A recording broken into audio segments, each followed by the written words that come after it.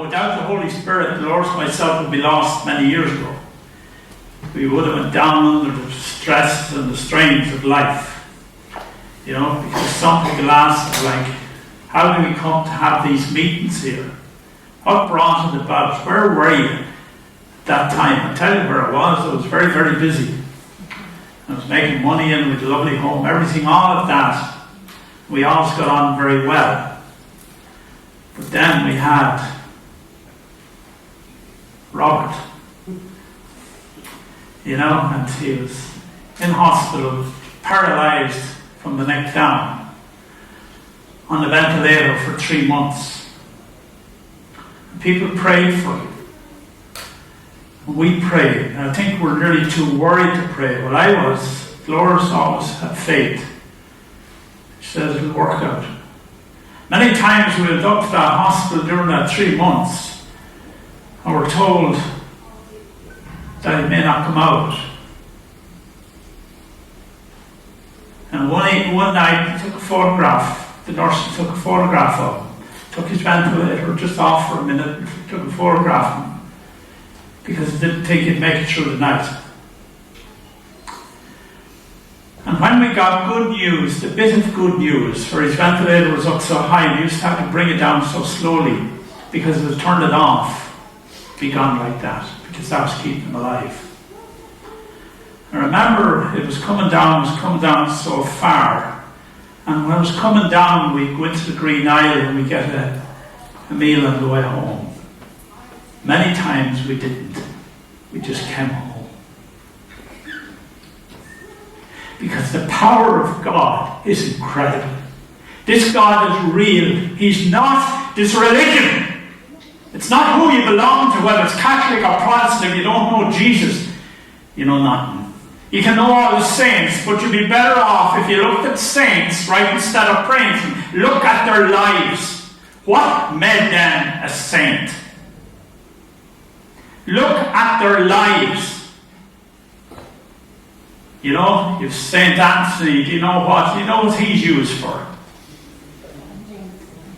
Find it. What ridiculous. What a load of nonsense.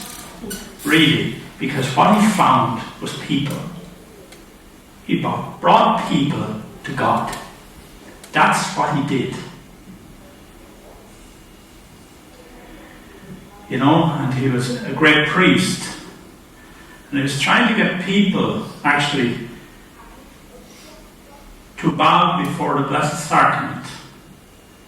And they made a laugh. That was one of the first miracles, I believe. Because one man was holding a donkey. And the donkey came up and went down on his knees. Amazing, isn't it?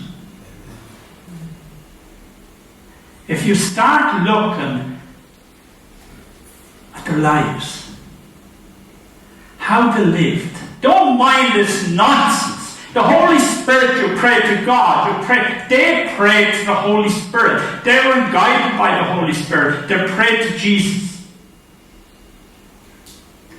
I'm going to tell you another little story, because when Robert was in hospital, he was prayed for by 2 people with faith. One was Protestant, one was a Catholic. One was Mrs. English and one was Vera Burke, wasn't that it? We met them with such faith and said, we're going to pray for them. We're also going to pray to Padre Pio and all the rest. And they did. And he was blessed with Padre Pio's love, and he was prayed with. He was prayed with, which is more important, at 1 o'clock.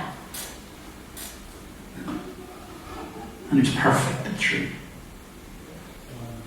Now, anytime I come and I'm thinking about that, I feel the Holy Spirit saying to me, Padre Pio said, don't mention Padre Pio. Don't mention it. Jesus.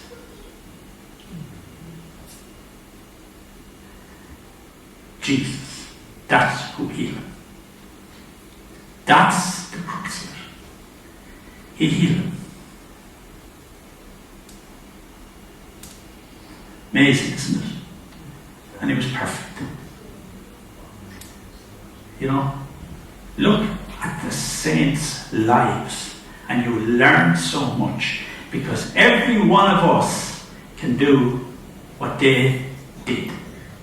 Every one of us. We've seen it even in the meeting here. We see people pray for. We stop so many times here. Miracles. You know, when you look at Kate and Joe, Crohn's disease for 26 years, came here to the meeting for 6 weeks and was totally healed. Herself and her husband came, and he came in a Zimmer frame. And he was very ill as well. He couldn't see properly, he couldn't drive, and he couldn't speak. And he was healed. Isn't it a great God? Amen. Their prayers from the likes of you, me, Dolores, Helen. You know? Amazing, isn't it? It's Jesus. What does Our Lady, even in Medjugorje, where all she's doing is pointing us to her Son. That's all. It's never. We never claim to be healers. Never. Woman rang me up this week. Oh God, Brendan, are you a healer? Sorry, wrong number. And the job I had to get through to her, and she was a Catholic for many years, I'm not a healer. But what do you do? I put you in touch with the God that will heal you. That's it. You know? Isn't it amazing what this great God do? They put priests in the pit, put Protestant ministers we have out here tonight up on the pedestal. To be honest with you, none of them want that. They want you to go to Jesus. I saw it last night down in Slane. There's a priest, great priest there, and he was brilliant. He was an atheist. He started off as an atheist. Believe that. Atheist. Didn't believe in us. And he came along, and the Holy Spirit met him in his bedroom. He felt this tremendous peace because there was an emptiness in him. They didn't know what to do. And he was miserable. And then he became a priest. You know, it was funny last night. They said to me down at the back, you know, what way will you work this? What way do you want to work this, Brendan? Do you want groups, you know, a few men here to pray for you, to baptize in the Holy Spirit here? I'm telling you, you're only wasting your time. I don't mean wasting your time with God, but the people will want to go to the priest. They'll want to go to the priest. And what happened? We're up in front, and a few men here, great men to pray, don't equal to the priest. What did they do? Like ducks. Up to go to the priest. And if I prayed them, or these gentlemen down here prayed for them, they'll stand there. Well, I'm waiting on the priest. Their faith is inhuman. Put your faith in God. That's why God is real. That's why Robert was healed. Because we put our faith in Jesus. We had nothing else. Jesus. And he's healed. Young man, will you come up here for a minute? Lad down there, yeah, you. Come up here.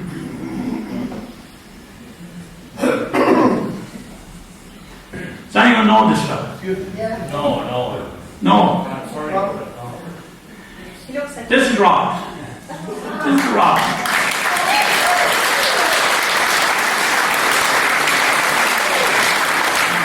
Come here, Rob. Because people would say to me sometimes, is he all right? You know, is he a little bit, you know?